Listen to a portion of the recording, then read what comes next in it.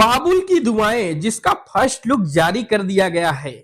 यह फिल्म परिवार और भावनाओं को केंद्र में रखती प्रतीत होती है, जैसा ही फिल्म के टाइटल और फर्स्ट लुक पोस्टर से झलकता है। पोस्टर में एक महिला की दो बेटियों की भावुक कर देने वाली तस्वीर है, जो पारिवारिक संघर्ष और ममता की थीम को दर्शाती है। फिल्म के मुख्य कलाकारों में काजल यादव, प्रशांत सिंह, माया यादव, विनोद मिश्रा आदि कलाकार आपको अहम भूमिका में नजर आएंगे।